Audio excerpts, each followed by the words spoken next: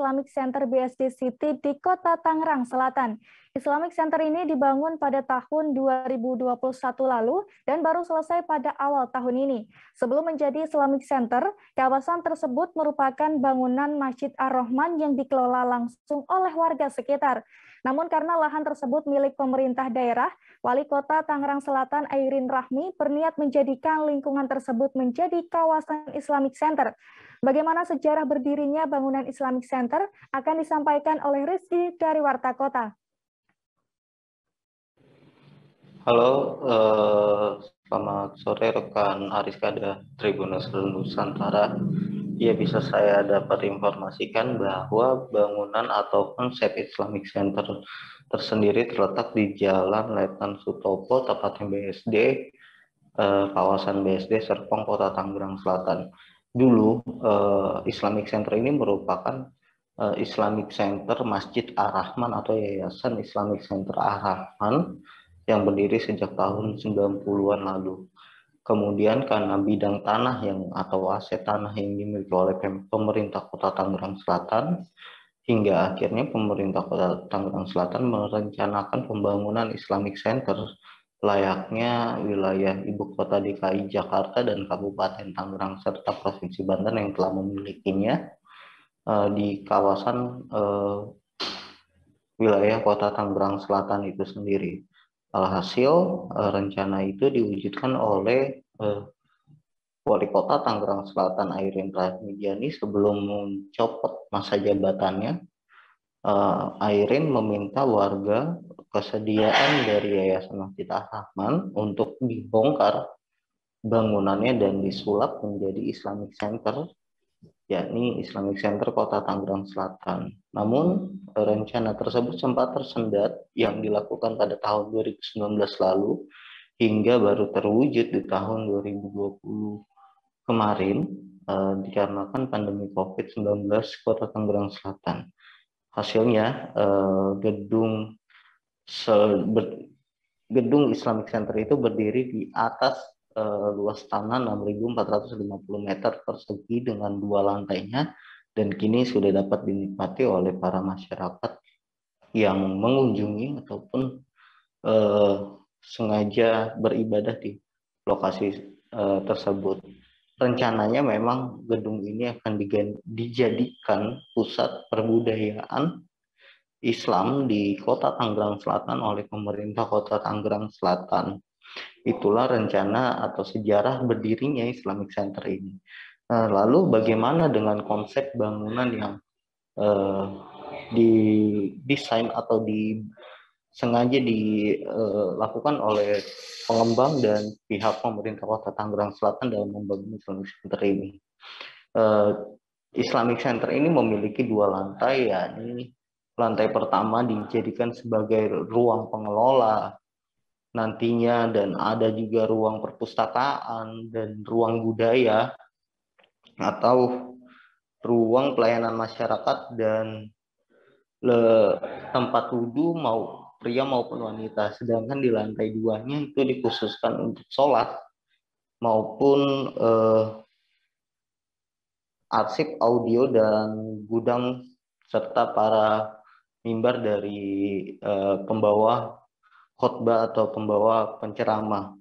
Nah, kapasitas jamaah yang bisa ditampung di masjid tersebut yaitu 1.600 jamaah dalam satu waktu.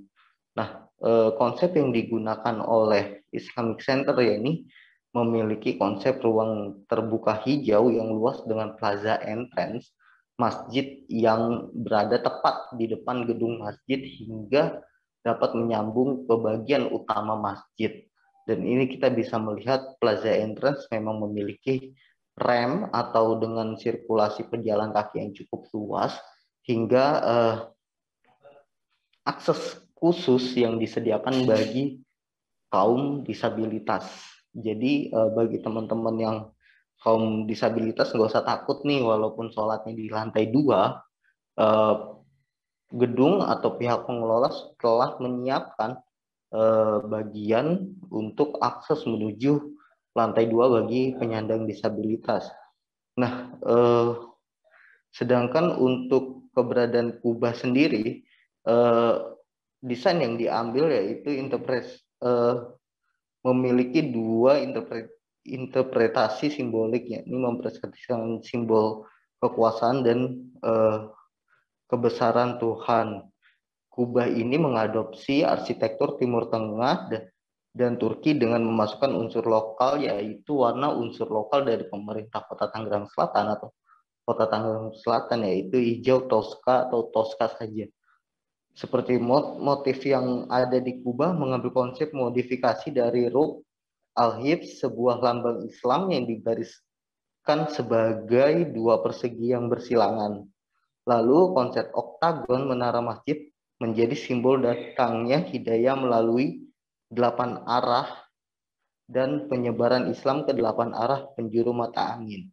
Nah, setelah di pintu utama terdapat fasade atau ornamen-ornamen ukiran di pintu masuk utama yang mengambil konsep arsitektur kontemporer dengan kaligrafi Kufi Musattar, merupakan kaligrafi yang tersusun dari garis lurus yang bertemu dengan garis vertikal. Nah, pertemuan garis tersebut membentuk sudut siku yang tegak lurus tanpa adanya satu putaran atau lengkungan, dengan bertuliskan Allahu Akbar, La ilaha illallah, Alhamdulillah, dan Subhanallah. Nah, seperti itu rekan Ariska yang bisa saya informasikan. Baik, terima kasih Rizky atas informasinya. Dan Tribuners, tadi Rizky juga sempat berbincang dengan Ketua Yayasan Islamic Center Ar-Rahman, Jamaluddin Nasution. Berikut ini liputannya. Nah Pak, kalau boleh tahu Pak, dulu Islamic Center ini diresmikannya kan sama Pak Wali ya Pak, itu kapan Pak tepatnya? Diresmikannya pada tanggal 1 April 2022. Ya. Oke. Pas itu hari Jumat. Pas hari Jumat ya Pak. Ya.